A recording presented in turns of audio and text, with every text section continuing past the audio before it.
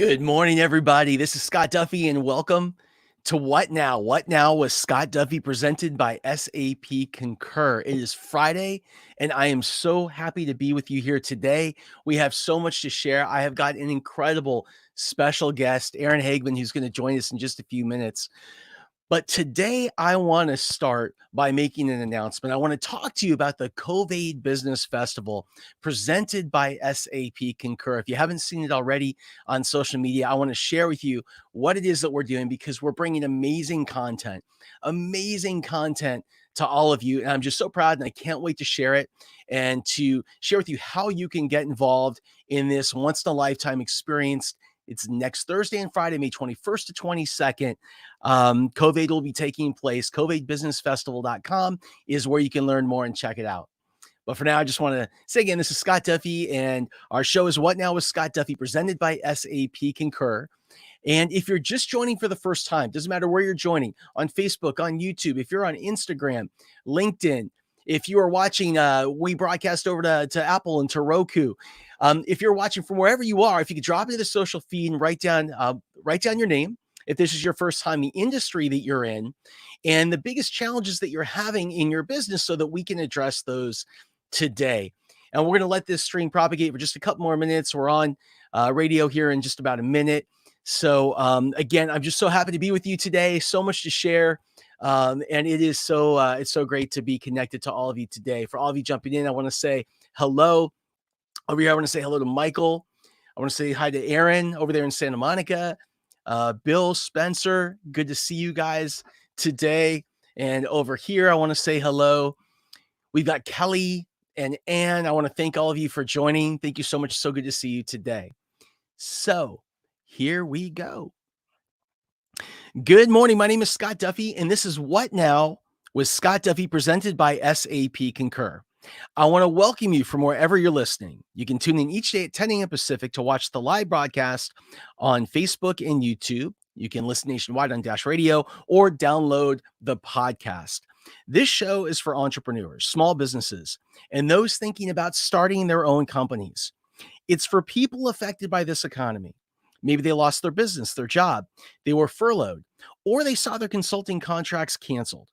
It's for people asking, what do I do now? And how do I come out of this period even stronger? Now, on today's show, we're going to focus on the gig economy.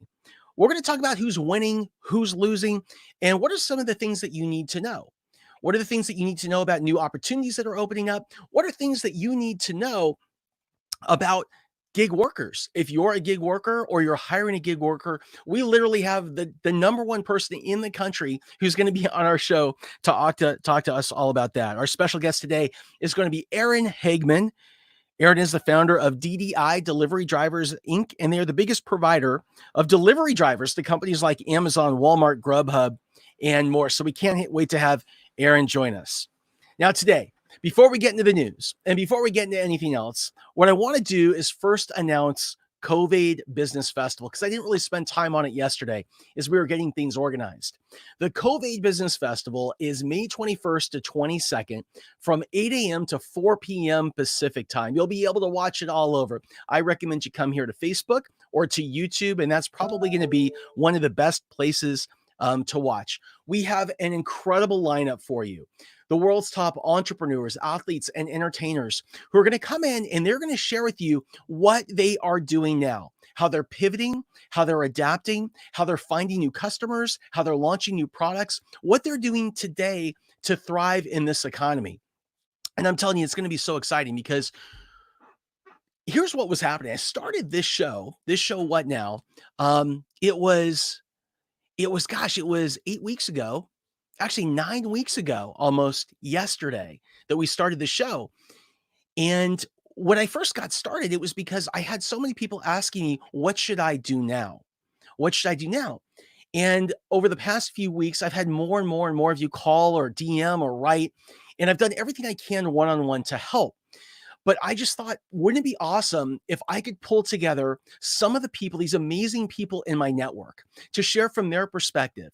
So it's not just me, but it's their perspective in a variety of different industries, doing a variety of different things, and people who are audience who you guys could relate to. And so that's what we've done. And again, I'm so excited. Go to COVID, COVID, businessfestival.com so you can register. And by the way, when you register, you can also get a gift bag, and the gift bag is filled with things like free books, digital downloads, free memberships to online courses that have been provided by our speakers and sponsors, which is super cool. So download your virtual gift bag. And if you need help, if you need more one-on-one guidance, if you need group support, you'll find resources and programs for that as well. Again, covidbusinessfestival.com. Now, in the news today, it's kind of a trip. So I was talking yesterday about how we have 50 states, over 3,000 counties, and over 19,000 cities here in the United States. And as we come out of the stay-at-home period, it feels like everyone's got a different agenda. Everyone's got different rules. Everyone's doing a different thing. And I go back and forth during the week between LA and Orange County, Newport Beach, where my home is. And I can tell you just in those two places, 50 miles apart, it feels a lot different. Well, let me tell you what the new battleground is today. It's not whether or not you're going to wear a mask at the beach. The new battleground is what is the definition of a fever. And this is really important because if we're trying to travel on a airplane versus on a train versus in an Uber, if we're trying to go to a business meeting, we need to understand what the rules of engagement are and what a fever actually means. So this is like a hot topic this morning. In Ohio, a fever is 104 degrees. In Minnesota, a fever is 99.5 degrees. So I'm really hoping that we can figure this out because again, it's just here's the thing. What we all want is certainty. I think that what concerns us the most about this economy for many people is the uncertainty about what it all means, about what am I going to do, about when I can open, around what the rules are. And without certainty, it's really hard for us to get our arms around kind of how we should act. The other thing that we're all looking for, I believe, is meaning. We want to know that, staying at home meant something, that it worked on somebody, that it really meant something. And I think that right now, what we're having trouble getting our arms around is what is the meaning of all of this. And that certainty that I was just talking about a minute ago. So a couple more things before I bring on Aaron. The first is this. Hackers overnight doubled down their ransom against probably the most famous or prominent entertainment attorney in the world. This hacker or this group of hackers hacked into the attorney's back end and was able to get access. They were able to get access to a whole bunch of documents. And, this is for people like Madonna and Lady Gaga and U2 and some of these big entertainers. And they asked for $21 million in ransom not to let this stuff out. Well, overnight, they increased that number to $42 million. And the question I have is, does anyone even care anymore? Does anyone even care about somebody else's dirty laundry? And it really brings up another point to me. It feels like in this age, the age of COVID, the status, or at least the definition of what status is and celebrity is, seems to be changing. I think, in this age of COVID where there's no fancy production for celebrity, and, you go on Instagram or something, you see your favorite glamour star in their pajamas with no makeup, with no production. These people just look and feel like you and me. And I think that what some of that does, taking away some of that mystery and that intrigue in that production, is it makes celebrity just a little bit less appealing. And so, today, first of all, do people even care about other people's dirty laundry? Number one. Number two, is the definition of what status is really, really changing? I mean, to me, it seems like, status isn't necessarily if you're on a TV show. To me, there's more status if your internet works. If technically you've been able to keep yourself up today. To me, that's pretty cool, man. That's who I want to be.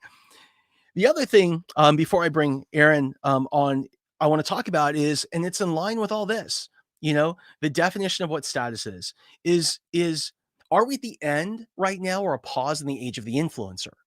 And this is really important because there's a lot of people who have successful personal brands or successful businesses, and they've been told they have to build their brand and they have to become these uber influencers on social media so they could attract and convert people into sales.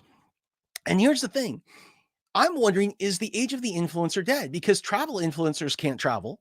Fashion influencers can't really fashion. Influencers in different categories can't really do that. People who are taking, bikini shots on the beach can't even go to the beach. So, what does that mean for influencers? What it means is, from a revenue standpoint, what we've seen is, I just saw a report today that revenue kind of for influencers was down something like 70-80% in the last month. And will it come back? And again, will any of the so I don't know. These are the things I'm thinking about this morning. The other thing I'm thinking about before I bring in Aaron is adapting. And this is like, we always talk about adapting every day. I try to give you examples of what people are doing to pivot, adapt, how they're changing their thinking, how they're changing what it is that they're selling in order to help stimulate ideas for you.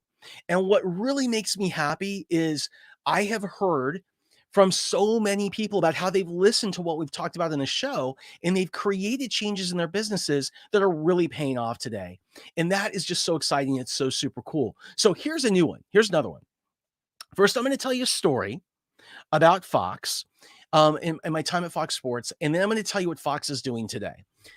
So I heard this story when I worked for Fox Sports. Okay. Now, here's the thing. I was never able to have it confirmed or denied. So let's just wrap a bow in that. I was never able to have it confirmed or denied, but the person who told it to me told it with so much passionate that I thought maybe there's elements of something there that really happened. And I think that it's a very instructional lesson for all of us. So here it is. When Fox got the deal, they signed the deal with the NFL to create Fox Sports. NFL on Fox. The NFL had been on NBC, I believe it was NBC and CBS forever. And then you have this newer network, Fox, and they went and they bought and they won the rights to the NFL. Well, this is what I was told. And again, so you take it with a grain of salt, but really just focus more on the message. Okay. What I was told is the person who was running Fox Sports at the time, who is just an incredible genius. What he did is he took he took his creative team to Vegas. And on the first night, what happened when they were in Vegas was he brought everybody together and they thought they were going to work. And instead, they had like the best meals, the best this, the best clubs, the best time. That's what they did. And then the next morning, people got up and they got together and they thought, okay, we're going to get to work. But instead, they had the best meals, the best activities, the best this, the best, the funnest everything. That night, the same thing. The next day, they got up. The same thing happened, the best of all these things. On the next day, what I was told this person did is he got everybody together at breakfast and they didn't know what to think. What he said was this. What he said was, okay, for the last 3 days, what I've done is gotten you completely out of your head, completely out of your head. And I've gotten you to focus on other things to really clear your mind. And I've gotten you to meet and engage with new people in the company that you wouldn't necessarily talk to every day. And he said, and so what I'm going to do now is this. While you're sitting here having breakfast, there's a video game player and 2 video games being put in each one of your rooms. And your job for the next 24 hours is to do nothing but this, is to play. It's to play the games that our target customer watches, okay, or plays the game, play the games our target customer plays. Do that and think about what are the sounds, the sights, the graphics, all of these different things that Fox, the NFL on Fox and Fox Sports is going to be. And that's what they did. And when Fox launched Fox Sports, their TV production, everything about what they were doing was so different, so unique. The sounds, the robot, the graphics, all that kind of stuff. Well, today I learned that what Fox is doing is they are experimenting with new technology and new ways to make it feel like you're watching a game on television that is more like a game with a filled stadium. Because there's a very good chance that the professional sports are going to go back to work. NBA is going to go back. NFL is going to go back. They're all going to go back. The thing is, will these leagues, will they have fans in the stadium right now? And so what Fox is doing is they're experimenting. This is what I've heard. They're experimenting with some kind of imagery, something that makes it look like the stadium is full, like actually piping through sound and things like that. So when you're watching on television, you get more of a full game experience. And so, I just hats off to the innovators. I mean, hats off to the innovators. It is so super cool. Necessity is the mother of invention. Give an entrepreneur a big goal and not enough time, and it's amazing what they can achieve. Hoorah. You gotta love entrepreneurs. So with that, what I want to do is I want to introduce today's special guest. Today's special guest, I'm gonna bring him on here in just a second. Here we go. Today's special guest is Aaron Hagemon. Now, Aaron is not only a business dude that I respect and have so much respect for, he's a good friend. He's a member of our Breakthrough Mastermind. Aaron is the founder. He runs DDI, Delivery Drivers Inc., which is it's really the leader. It is the number one leader in delivery drivers, for companies here in the United States. And so if you're a big company like an Amazon, or you're a Walmart, or you're a Grubhub and so many others, the odds are you have drivers that were in some way provided by or touched by Aaron. Aaron has also been a leader in helping to work on legislation with regard to how you classify delivery drivers and gig workers as independent contractors and non-independent contractors. And so he just has a wealth of knowledge. And I just want to welcome you, Aaron, and I want to thank you so much for joining us today. Hey, buddy, how are you? It's great to be on your show. Thank you so much. Well, I'm doing great. So my first question to you is this. First of all, describe what DDI does. What does DDI do? What is the market that you serve? And then from there, I want to talk about how has this COVID crisis impacted you? Sure, of course. But a couple quick things.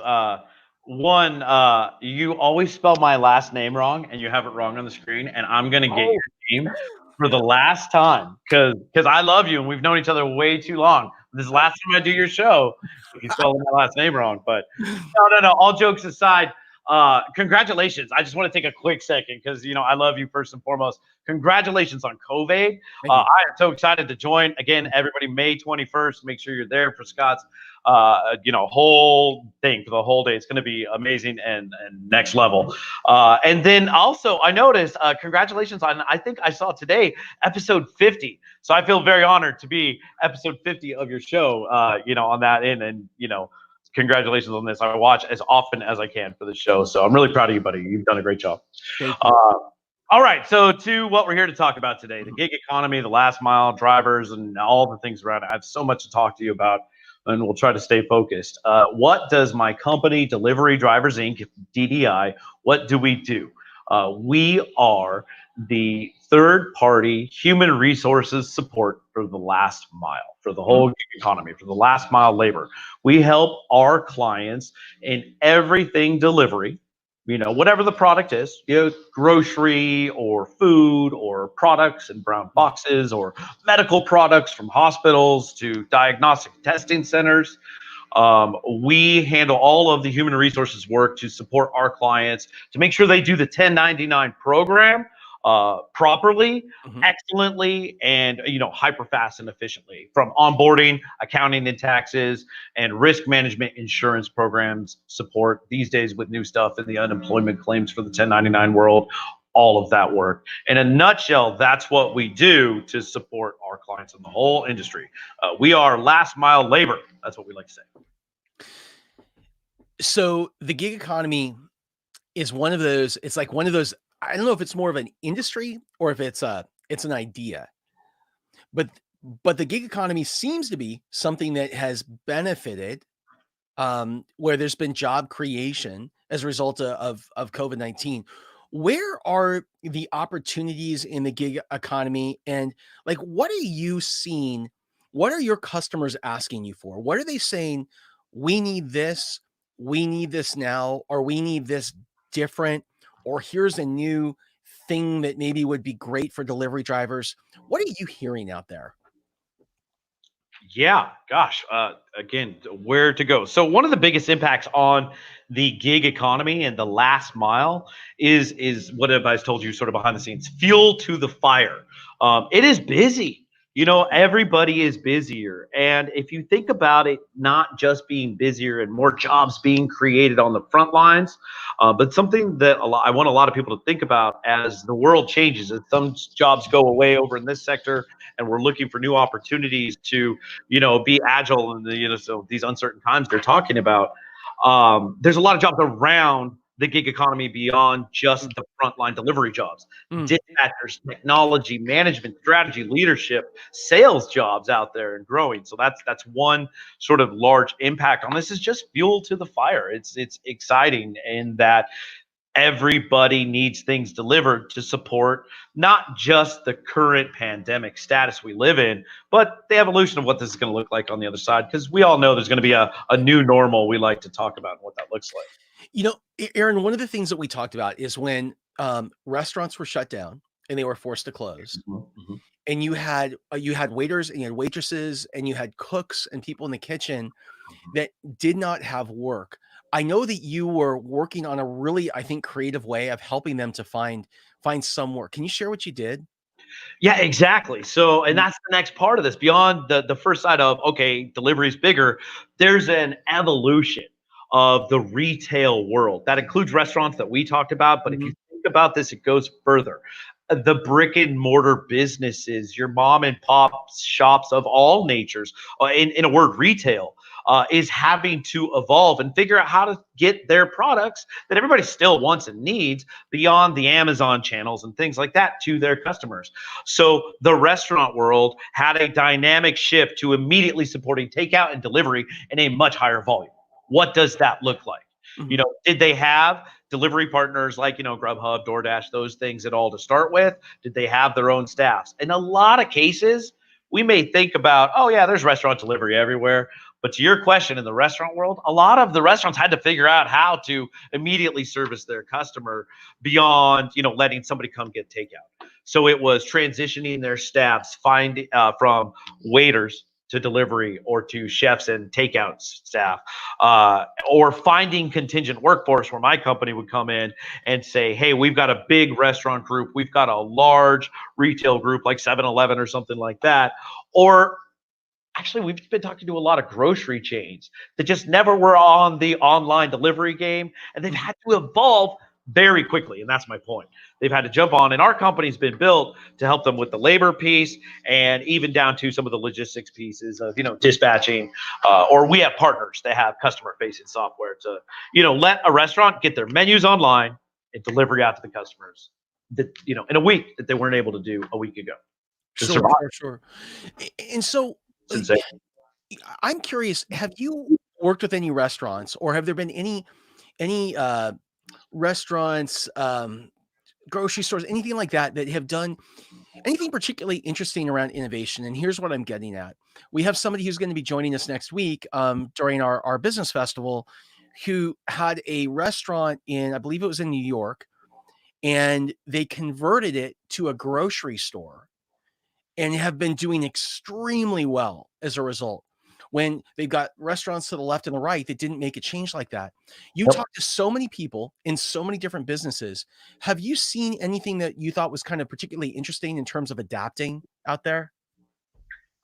Yes, that's there's a couple of things that I think of, and that's actually one of the examples I would have given is Mhm. a lot of the restaurant world has figured they have food supply, they have Yeah. prepared meals, but beyond the prepared meal dynamic, they have all the product. They have the bread and the eggs and the milk that they would otherwise use in their kitchen to Mhm. turn into local markets. And then in our world, where we come in at Delivery Drivers Inc. and the delivery side is then some supporting getting that out as well Yeah. because there's a limited dynamic of time that customers are allowed to get out in certain markets and cities, and social distancing and rules that limit customer flow. Simple restaurant revenue economics, revenue per Mhm. square foot, it's limited there. And adding in incremental delivery on top of that has been the big shift of where we come in to help these restaurants evolve. So the restaurants are doing exactly what you said, shifting suddenly to a local market and to a local grocer the old school, 19th century local goods store.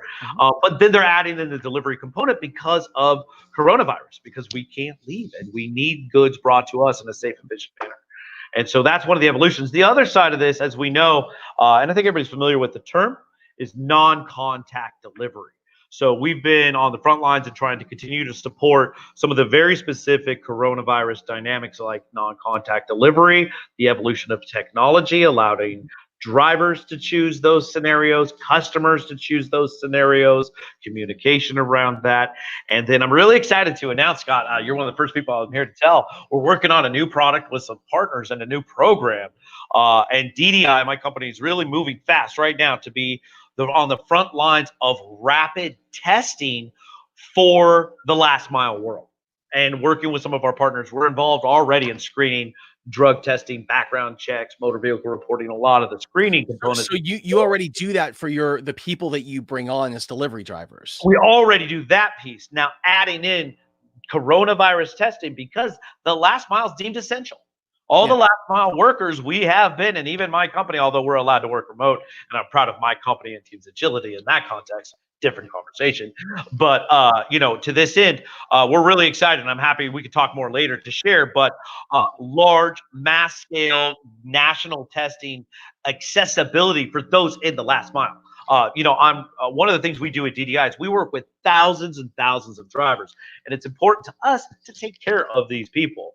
That's something that's changed in the gig economy. To your earlier question, there's a lot of understanding and respect for how hard and how at risk the gig economy and last mile delivery force are. And so what we're working on at DDI that's really new is broad testing accessibility and prioritization, candidly, for all of the participants in the last mile, so that workers can get testing on a regular basis on their ongoing dynamics, because that's going to be the new world we live in. And I'm proud that my company's on the front lines to be able to help support that and make everybody from drivers to consumers safer in this whole space. Let me ask you a question. So, okay, so there's this whole idea of by the way, I saw somebody sent me an investor deck last night for this new technology. It was so amazing. You walk up to it and there's like a kiosk, and the kiosk it looks like it's about the size of a big iPad. And you walk up to it standing. You don't have to touch anything. Within a certain distance, within like 2 seconds, it detects your temperature. It can tell if you're wearing a mask. It can do a visual facial recognition. Like, it was insane. It was incredible. And I really, it's interesting to think that that could become a new normal when walking into a building, going into a company, walking into a restaurant. I think these devices were like $2,500 up to $6,500 to install and to run. But it was a tech, like, honestly, it was like watching Star Trek. It was really a trip, or Star Wars, one of those shows. So, Aaron, when you're talking about the testing, are you, because this is an incredible like story about adaptation and pivoting. You're talking about testing, and you can obviously test your drivers. Is there an opportunity that you have to, like, I don't know, because I don't know how this works. Take the testing to a big company and then you take all the results away, or like what does that whole testing world look like? Because I'm Well, always trying to find opportunity. we're just getting into it, to be candid. Okay. But it's about structure, infrastructure, accessibility for us, and then ongoing maintenance. Because again, in some of the frontline worlds, I believe 2021, 2022, and honestly, I'm assuming maybe moving forward in the new coronavirus earth, that for certain jobs, regular testing is going to be required. Yeah. And it's going to be, a component on that. And, you have your certification or whatever that may be. Almost like in the restaurant world for years and years, we've had serve safe certifications, regular testing, or, certifications. But here it'll be ongoing testing. Let me shift because, I love sports, and this is very related to this. I was reading a great article this morning, and you were talking about earlier, listening to your intro, how the evolution of sports is going to go and what's going to happen with that. Yeah. And I love soccer, as you know, and Bundesliga, German professional soccer, is opening. I'm going to send you an article because they have very exciting, interesting rules on the limitations of who's going to come into the stadium, where the players are going to go, the rules, the contact, everything. But to this conversation, tying it all together, the regular testing, as in every 2 weeks, that the players will be undergoing on an ongoing basis, plus some of that space age technology you were talking about, walking through the scanners before the games go live, going in there to be able to play that. But I'm anticipating hopefully soon we'll be able to attend these games in our virtual headsets, and they'll put you and I together. We can have a beer Yeah. and together at a Rams game together again, you and I, and virtually, and they'll project our image and our noise and sound down to the players so they can feel us there, and that'll be our new weird world. But I'm getting off topic. So. That's awesome. I have a question. Somebody who's watching today has a question. How does the testing world that we've been discussing tie back to HIPAA? Yeah, that's a great question, because I think there's going to be some personal privacy disclosures for certain jobs, because that's what HIPAA is all about, right? It's your Personal Privacy Act around, the health insurance rules. I think, yeah. And so to that end, if you're choosing to be in a certain line of work, maybe construction, for example, where you got to go out there, you got to work and build things, or of course in the delivery world that I'm in, that you're going to have disclosure and acceptance to that. And so when you choose regular testing, there's sort of a trade-off of, I believe, privacy that's going to say you get your sticker, I'm good and certified. I was thinking about this from I have a couple of friends that are in the massage and masseuse industry. They own a few salons, and a couple of friends that are actually masseuses. The same thing in these contact worlds where it's just going to be how it is. So I believe you're going to trade your privacy for that opportunity to sort of work, and then just say, yeah. But you also get that opportunity again, I think, is the key here, right now at least, because testing is still limited in 2020 to have access to regular testing. So you'll know I'm a delivery driver, but man, I get to go get tested twice a month for my own safety and confidence of my family. It's just so interesting. When we talk about that, when we talk about the testing, I'm just thinking about my friends that have small businesses. I've got, a couple of friends that are in the spa world and the wellness world, and they have these amazing facilities. I have one that has a massage place. They've got like 20 or 30 people when they're busy that go. Nobody wants to come back to work. Anyone that is on unemployment and getting that extra $600 a week, they would rather stay at home. In fact, I was just talking to somebody before we went on who works at he runs somewhere out of state. He runs a big arena and one of the big sports arenas. And we were talking about how they're planning and how, all that kind of stuff, bringing sports back in. And it was the same thing, having people that had to be furloughed and then getting people and then going back to these people and saying, great, we've got money. We want to bring you in. And there people are saying, no, it's okay. I'm making more right now. I'm totally cool. The problem is that when the small business can't open now or can't take in the money that it needs because nobody's working, it's going to do one of two things. It's actually going to do one of three things. Okay. So here's what's going to happen. Number one, they're going to report you.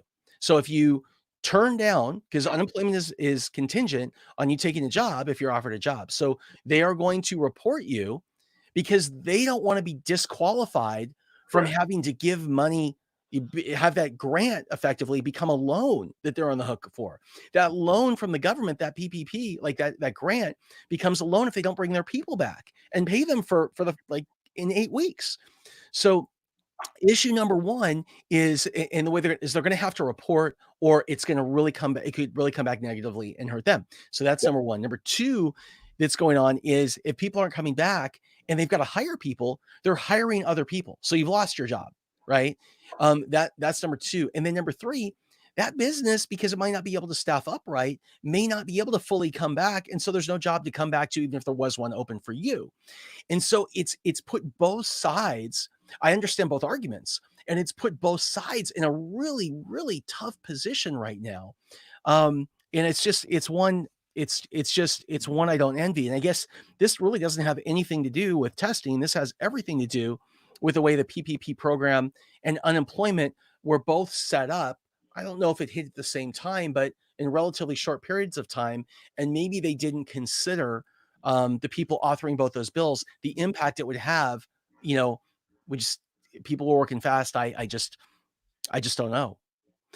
No, it's it's an awesome conversation, man. And just quick thoughts are, yeah, I think at I get this conversation a lot about, workers not wanting to return to work because they're being supported by boosted unemployment and things like that. And I think at a macro level, we have a shift in the labor pool. Mm. And, it used to be this, and it's something in transition right now, and it's unbalanced. And I also think right now it's also temporary on a high level.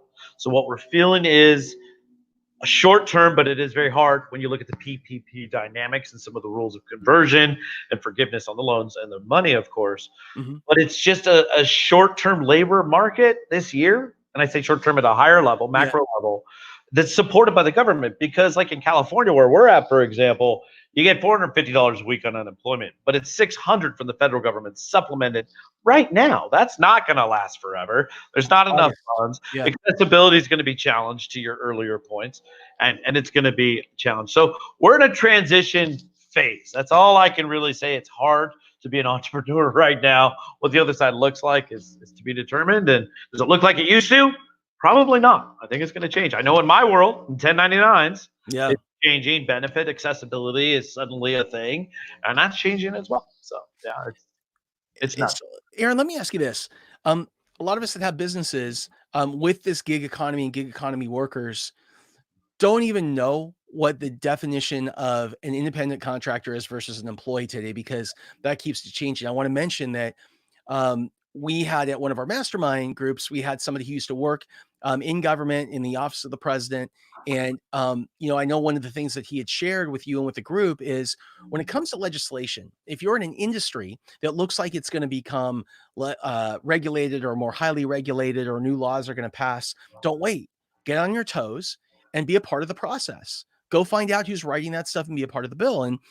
And I know that as it related to gig workers, you got very involved to try and craft this stuff.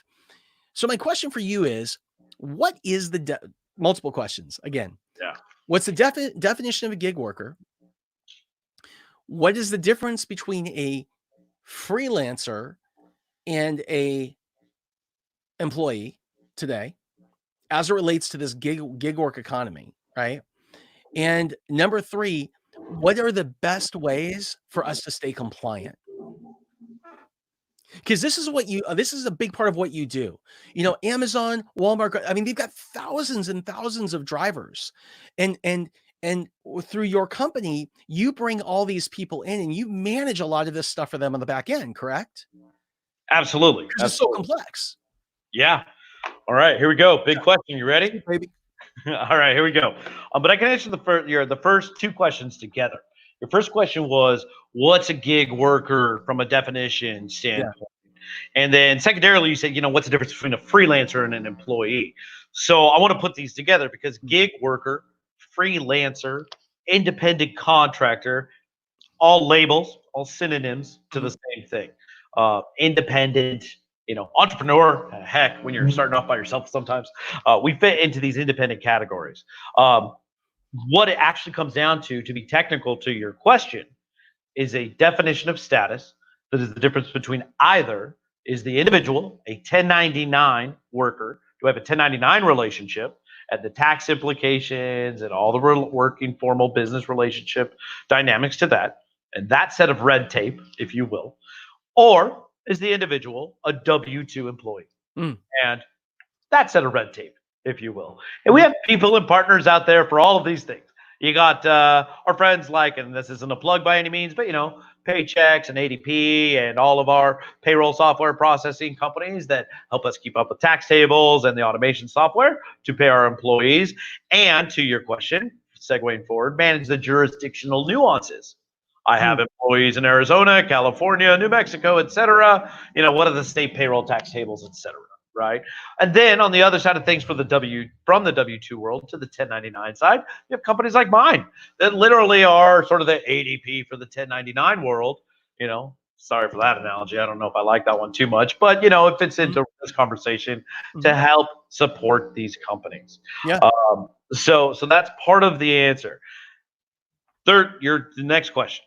How do we stay compliant? We work with this and my company works with things on a localized level for small business the small restaurant, or small grocery group that's got 6 stores in, Southern California, and how do they set their thing up, to the large national enterprise, grocery delivery companies, things like that. And the answer to staying compliant is from an entrepreneurial business standpoint, my coaching advice would be to invest into these human resources management tools. Like we have things like ADP, and you pay your sign up fees and your accessibility fees and the scaling fees based on how many employees you have for programs like that, to make sure that if the state of California changes our state unemployment insurance rate by 0.02%, that you get it and reporting's done and deductions are automated. So you got to invest into these companies. Don't assume, as an entrepreneur, what do we say, Scott? Surround your people with, people are smarter than you and everything. And the best, most of us didn't get into business to do our HR management and red tape. So I really think invest into this and understand the rules as an entrepreneur, as a business owner, though. You have to understand intimately what is the definition of a W-2 to 1099. Yeah. The right decision for your business and the relationship with the worker. Yeah. You can get consultants and advisors, heck, to your audience and our friends. I mean, reach out to me through the networks and we can always talk about those things. The definition and understanding. But then when you choose the path, W-2 or 1099, make sure you do it right. Don't cut corners and invest into those. The thing, a thought of knowledge I would offer to our audience today is to understand, because I understand and appreciate your audience is, national, global, all over. You and I may be in Southern California, 5 miles from each other right now, but on a global basis, the definition of what defines a 1099 worker, to focus on that side, which is my world, just like employees, we have to understand is jurisdictionally defined and different from state to state to state to state. What does California say, with the whole debate and conversation around the bill and legislation bill around AB 5, versus what does the state of Oregon right next door say with regards to the definition of an independent contractor? And they have their own, by the way, separate specific law, in Oregon Labor Code that's not related to AB 5. So if you run a business that does delivery or whatever, maybe you're a graphic design house and you have independent contractors and freelance artists on your team that are in Portland, Oregon and Newport Beach, California, you have to understand you have 2 different sets of rules, just as if you had 2 sets of rules of employees. So if we understand that at a high level, we invest into the professional support, and we don't cut corners. I think that's my answer to your question. Awesome. So how can, if somebody wants to engage with you, they have questions, or share with us what so we talked about the big branded clients, these big boxes. Do you only work with these bigger companies? Do you work with smaller restaurants? What does that look like? No, I'm really excited. Our company is so cool. I've done it forever. So proud. We have a really, really agile technology platform that is truly scalable for small business to enterprise level national business. So I have clients with, a local mom and pop business, we would say, that might be a delivery or a courier company or something like that with 10, 15 drivers that I might support in their local city, whatever that city is on there, down to, of course, larger, different levels of enterprise. So our platform, being very technology based, is super scalable. So to then your audience, and I think maybe where it's going, and again, because we're friends, and to your audience, I would say find me with my name spelled correctly on LinkedIn. But no, find me on LinkedIn, Aaron Hagemon, and reach out. Spell Hagemon, Aaron. Spell Hagemon. It's Hageman. Hagemon. So anyways, I think it's on the chat here. But regardless, reach out to me, put it in the chats here. I'm good friends with Scott. Reach out to Scott. He'll happily connect us, I'm sure. And I am happy, true, honest, offer to your audience, if you will, to take a couple of minutes, talk about your business, super high level, and just to help you understand, am I 1099 even at risk or whatever. I talk too much, so happy to jump on a Zoom with anybody one-on-one for, 15, 20 minutes just to kick the can around for a few. Amazing. I want to thank you so much. Thank you so much, buddy, for coming on. I love you, my friend. To Aaron Hagemon, we love you. We love you. We love you. You have an amazing day. I'll reach back out to you later. Everybody, Aaron Hagemon, DDI Delivery Drivers, Inc. Thank you so much. And for everybody else who's joined us today, and all of you that are listening and watching, I want to thank all of you for joining What Now with Scott Duffy, presented by SAP Concur.